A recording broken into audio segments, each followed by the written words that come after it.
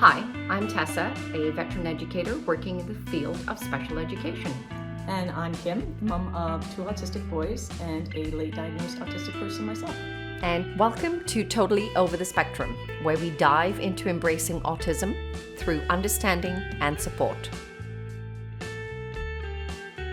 Hi, and welcome to episode 25. And today we're talking about when you open up as being autistic as an adolescent, as a teenager. That was a tricky one. Not as straightforward as an adult or a child, I believe. This one has a lot more gray areas. And I think, once again, we can focus our conversation about more of your high functioning level 1. Yeah, I agree. So, okay. All right. Hey, being a teenager is tough. Being an autistic teenager is rough. It is a rough place to be. I would not go back if I could. Okay. All right. Why? Well, first of all, I didn't get my diagnosis until I was 50. So I just knew I was weird and I didn't fit in and everything was hard and I didn't know why. Okay. All right. So let's talk about the pros and cons to this. Do you want to start with the pros? I feel like the categories for me are about the level of relationships that you're having with people. Okay. Right? So, and it's going to be different when you were diagnosed. If you were diagnosed as a child and you're just moving up and now you're a teenager, or if you didn't get diagnosed until you were a teenager. I think that those are sort of different. Okay. Granted, but your level of understanding really doesn't kick in till you're a little bit older, right? You really don't start questioning who you are till you're pretty much in your, kind of out there grade 10, 11, and everybody else in the school is talking about, oh, what do you want to do? What do you want to become? And all of a sudden it kicks into gear that, oh, wow, there's life that exists outside of this little world that I am in right now. Oh, I don't know. I think that that's going to be different for everyone. And I think this generation coming up is they're ahead of us that way, right? They're learning younger and younger to identify themselves and understand themselves and be more introspective, I think.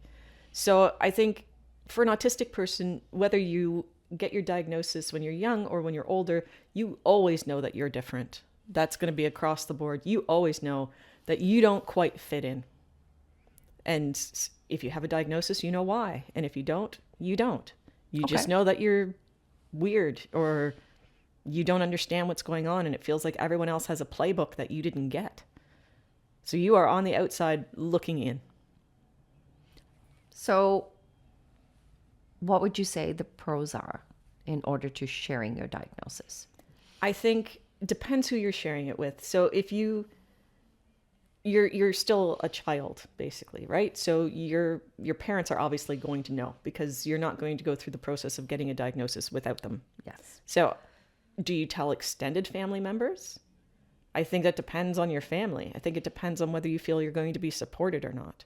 Okay. And your parents still have a say, right? So, I've met parents who don't want to tell their kids, right? Their little kids. And even at 7 years of age, didn't want to tell their little kids.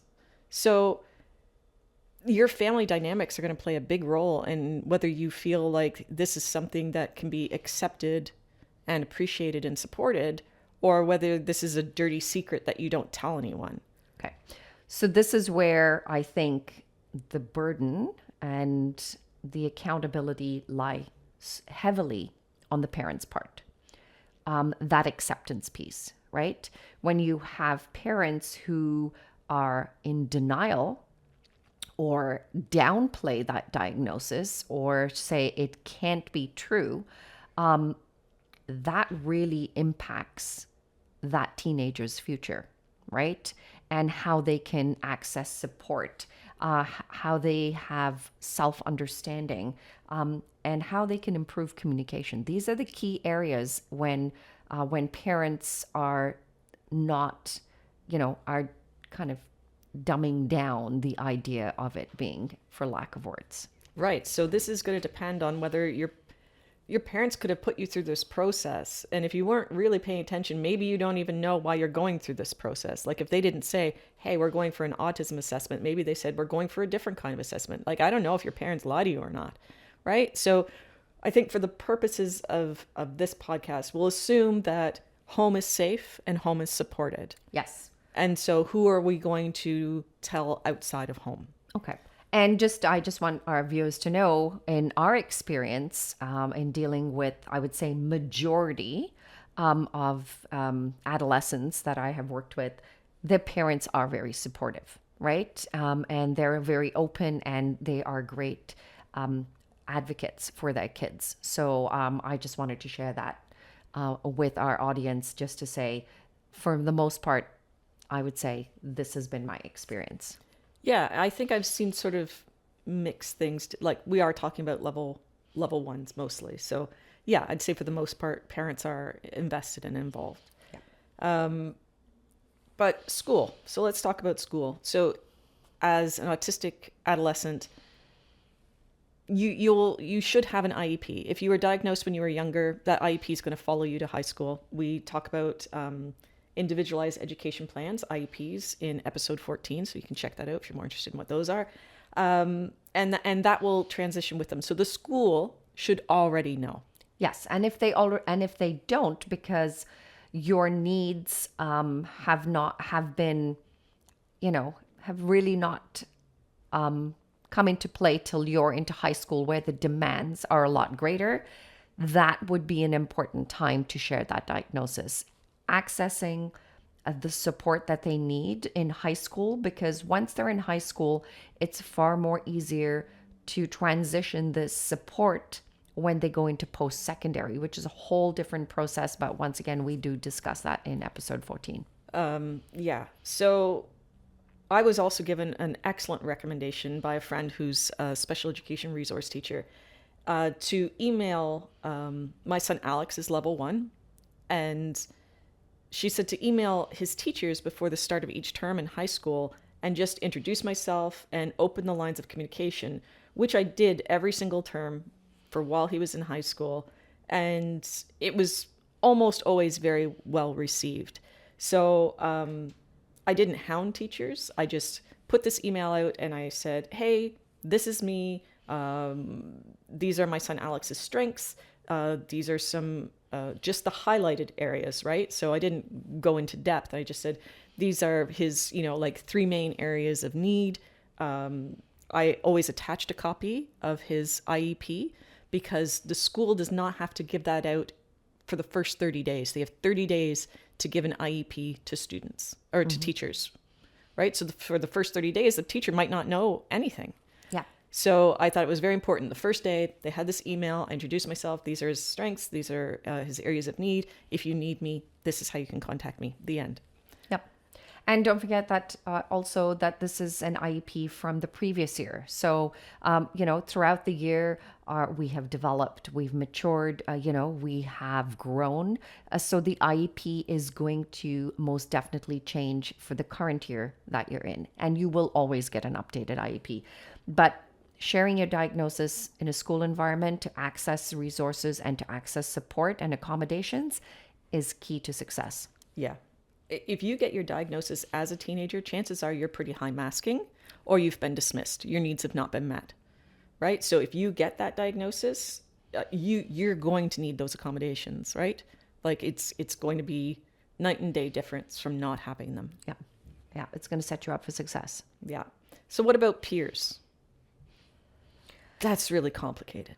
That's complicated for a neurotypical teenager, right? With hormones and, personalities and interests. And oh my God, is one reason why it is not my preferred assignment when I am sent to high school.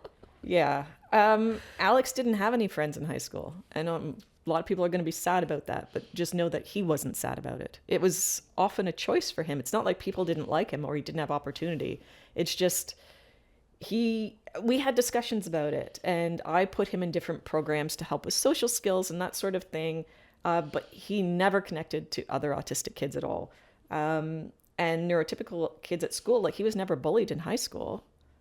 right? And people are like, "Oh, hey, Alex, how's it going?" He's like, "Hey," but he wouldn't engage. So his reasoning was that I'm going to read this because is Alex at his finest. He says the odds of finding a person who is interested in the same things that you're interested in is low, and this is sort of based on his preferred interests specifically. And so he thought it was a waste of energy. Like, why am I going to put all this energy in just to have that person not like the same things I like? Because he's really not interested in spending time learning about someone else's interests Yep. when he could be spending time just, really in depth in his own. Yeah.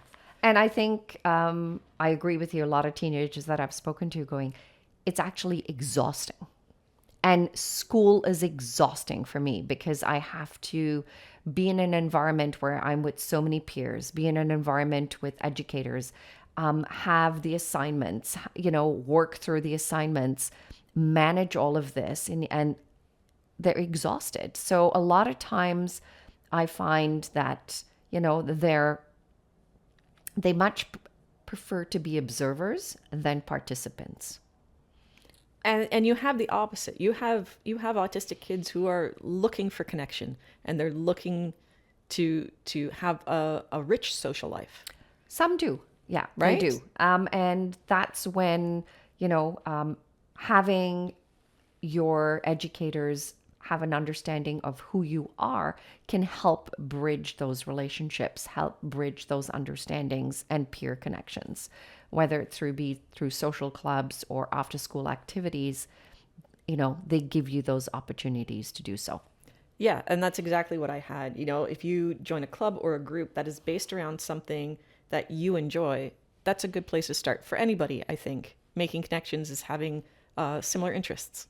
Yeah, I agree with you. Right? And so, but when do you tell people? Well, first of all, people are going to know that there is something different about you in the first 2 seconds that they talk to you. They're going to clock it, right? Unless you're really high masking, in which case you're probably overextending yourself anyway. Right? So, when is it okay? If you're really high masking, you're able to put up this front and all of these things, when do you let go? When do you confide in someone? Well, that is actually when you need to have a chat with your social workers, your child and youth, or social workers that help you connect the pros and the cons to this, right? Because I think kids can be just downright hurtful and nasty because you'd never know what's happening in their own environment, in their own family. And they could be masking, right? So you have to have a really good understanding of who your friends are, what are their foundations, what are their values, what are their beliefs, and how they're going to support you prior to you sharing that information, right?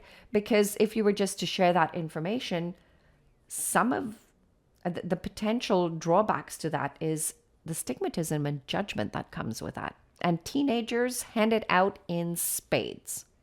I'm sorry to say, especially girls. So, and the other aspect of it is like, once you share that diagnosis with them, a lot of times there comes, a low expectation, right?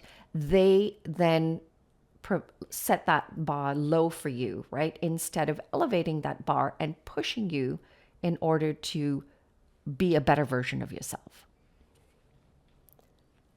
I think this is really going to depend on your potential friend group. If you really connect with someone, they're probably a safe person, right?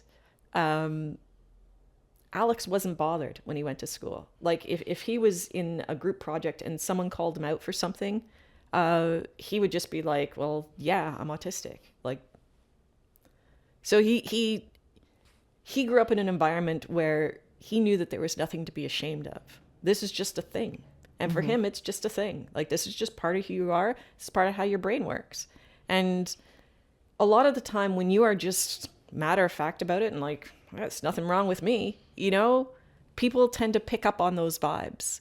If you are ashamed of it and you're like, well, I'm going to hide it, people think, oh, you're hiding it. There's something to hide. There's something to be ashamed of. Yeah, it is. It's that weak link aspect, right? And when you expose that kink in your armor, it's a doggy dog world sometimes. And like we spoke in reality about being an adult and masking and in order to maintain and obtain employment.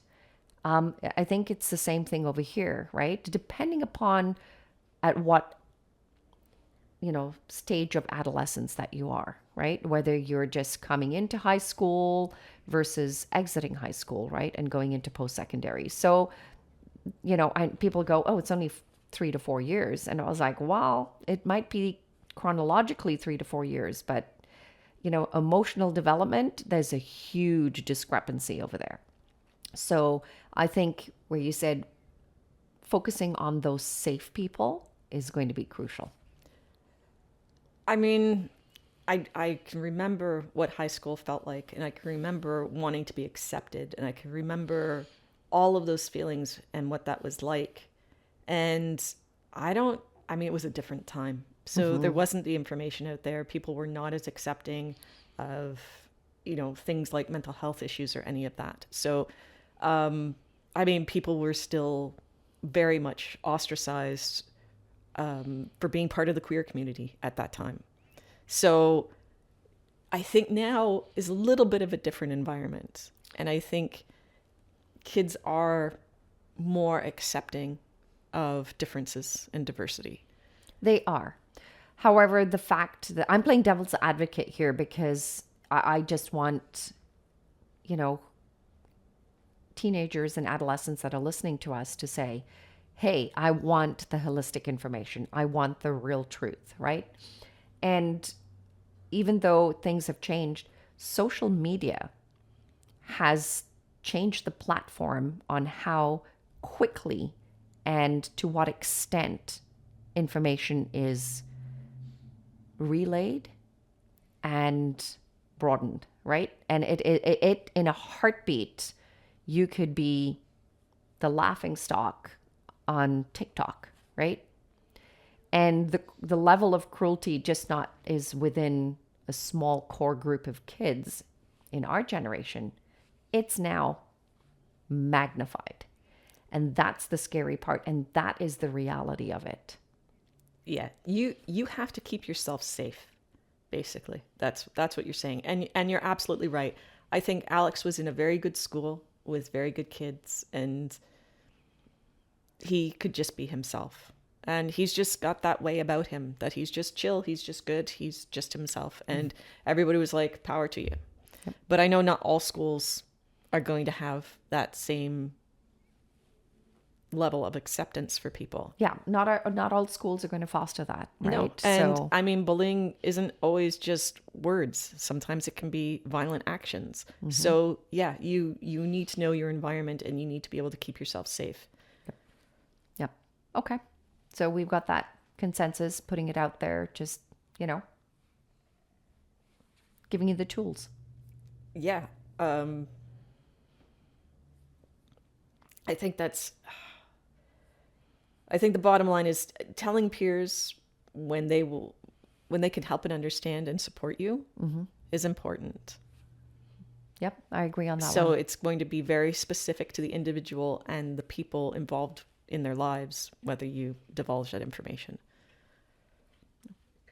I love that Alex had the confidence and the opportunity to be unapologetic. Oh yeah, and he still does. And I love that about him. So what about you get a job as a teenager?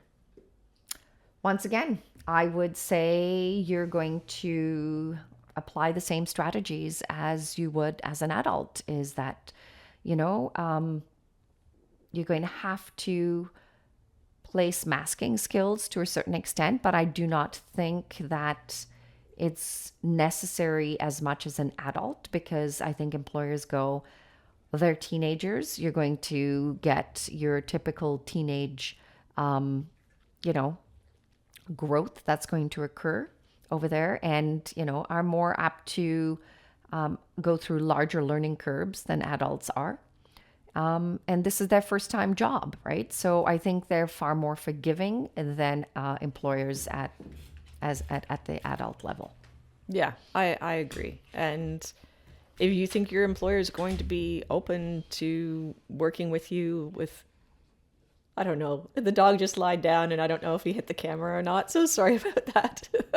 um, if you might still need accommodations at work, right? So if he's got a lie right there. Sorry if it's a shaky camera. Or if we're no longer in focus because it's turned away from us so I can't actually see what you see. Totally lost my train of thought now. Hey, just welcome. So, authentic. Okay, work accommodations. Yeah, that's what happens. If you can get accommodations at work, that is always going to be to your benefit. Mm-hmm. And I think as teenagers, a lot of times your school can place you in co-ops, which lead to an opportunity for part-time employment. And they're great facilitators in regards to having those accommodations put into place for you. So once again, it goes back to, being open and upfront with your school in providing you those accommodations, because they really bridge that very successfully and for hopefully you. you have supportive parents who can also help. Yeah. So what about in the community? Strangers, just regular people? Well, that depends upon, and this also goes to neurotypical kids, right? That your level of common sense and your awareness of the community. I think when it comes down to safety, once again, right? When you're in a situation where you feel unsafe, where your safety is in question, you need to bring that to the forefront, because that's when information can, especially by professionals such as, paramedics or fire or ambulance or, police, that, they're all trained or to deal with situations such like that. So they're able to bridge that information very quickly and, get you the necessary help. Hopefully they're trained. Hopefully. I'm putting it out there and saying hopefully. Because not always. But you're also talking about your level 1, right? So you're not talking about your level 2 or 3s, which require more specific training. Fair. So I know what you're saying. So you have to be really careful who you divulge that information to as far as strangers go, because autistic kids are more likely to be victimized. absolutely. So out there in the community, the one thing that comes to mind is internet community, right? So that to me is where I find the biggest area of where they're going to be victimized, right? And lured into doing things or places that, even neurotypical kids are lured into, right? These people out there are masters at what they do. And that to me is the scariest aspect of being a parent, whether you're neurotypical or neurodivergent. That unknown to me terrifies me. Yeah, and I mean, if you're looking for community and you're not finding it in your school and you can find it online, I mean, it's you're looking for connection, right? But you still have to be safe. Yeah. And, personal information with people online, talk to your parents, right? If you're not sure, if you feel like, hey, would my parents get mad at me if I did this? There's a reason Yeah, that there they is. would. And we say talk to your parents. And if you're not comfortable talking to your parents, talk to an adult who is that you find safe, that you feel safe with, right? Whether it be your counselor, whether it be your support worker, whether it be, an extended family member, talk to them about it. Don't talk to your peers. They are in the same boat as you are, right? They know just as much or maybe a little bit more than you. They haven't got the life skills. They haven't got the life experience. Nor they have the emotional development to deal with the situation like that. Your prefrontal cortex isn't developed fully until you're in your mid to late 20s, and that is the part of your brain that makes good decisions. So teenagers are just not always going to make good decisions. That's just biology. Yeah. So to me, yeah, if something says huh, I'm not sure, ask somebody else. Yeah. There you So go. that's my piece of advice for you there. What's next on your hit list? That's it for me. I was just looking at how I would feel about Alex doing things and sharing like we had to have discussions about sharing personal information online because he's so trusting. Yeah, he is. Yeah. A couple of aspects that I did pick up on when I was doing my research. Once again, kudos to the UK for this. When you're sharing your diagnosis with others, especially with peers, it helps you gain a better self understanding, right? Because it opens up conversations with those very few safe people that you know are going to be in your corner and support. It helps you gain that self understanding, which I think is great when you're in adolescence and you're trying to find a sense of who you are. And it also bridges the learning for improved communication, right? It helps you communicate far more effectively when you bridge that learning.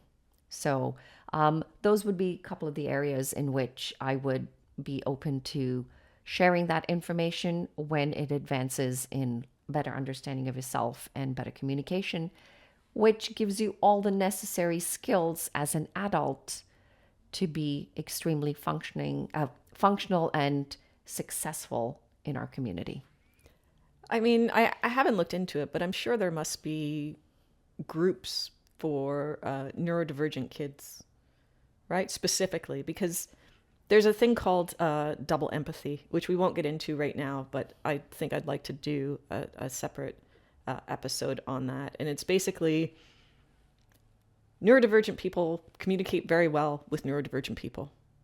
Neurotypical people communicate very well with neurotypical people, but they don't always work very well with a neurotypical person and a neurodivergent person. There's a miscommunication often, which can be amplified when you're learning all of those social things as an adolescent. So even as an adult, I'm fairly sure that the majority of my close friends all have ADHD. Like they're all my ADHD support people, right? So, I mean, find your neurodivergent support people, right? There must be groups. There must be a way to connect. There must be, but I think they're few and far between. So that is where I really like to see some change take place, is to have access to far more of these facilities and opportunities out there in clubs and mentorships. I would really like to see that occur more. Yeah, because I mean, it's going to be your people. Yep, it is. And internet safety, number one. There you go. Okay. Our next topic is going to be how do you share your diagnosis for a child? Oh, I had one more thing that I wanted to say for adolescents. Yes. And that is, how much will your parents talk about your diagnosis? Like, where's the line for your parents? So we're just talking about when do you as an adolescent share, but I think it's also important that your parents have that information. How much should they share? Well, that's a good question. And I think that changes based on your age and your needs and where you are in, whether you are just entering into high school, whether you're exiting high school and going into post-secondary. So as a rule of thumb, I would think that you and your parents should have a very open and honest relationship and communicate often in regards to that, especially when making those key decisions. Right. Because, I mean, you wouldn't want your parents out in the community and something happens and your parents just go, oh, that's because she's autistic, right? Like maybe that puts you in a position you don't want to be in. Yeah. So, I mean, I talk about my kids on here, but I always talk to Alex first and say, hey, is it okay if I share this? Yeah. Right. And I've always been that way with him. Like, how are you feeling about it? And he's pretty given me, carte blanche. Like, he's like, I trust that you're never going to say something that's going to be inappropriate. So you share what you feel like is appropriate to share. But if I have a specific question, I'll still go and ask them and say, hey, this is really specific. Is this okay? And I think that is a great, approach all around, because I think it's important, because it fosters a great relationship, and it fosters a level of trust between you and your child that will stand the test of time. So your approach with Alex has, look at your relationship that you have. It's concrete, right? And when you have parents who are open and honest, and to a certain point will slowly allow their children to take the lead on certain things, is creating an adult who is going to make the right decisions when they're older. Technically, he's an adult now. Yep. Sadness. Anyway, so all right. So our next episode is going to be About children. right. So when do you discuss your child's diagnosis? Yeah, I think that is, there's a lot of information that needs to be taken in on that, but that's going to be our next episode. Until then, have a great day. We'll see you then. Thanks for tuning in. If you know someone who might find this episode helpful, feel free to share. Also, check out our website and socials linked in the description.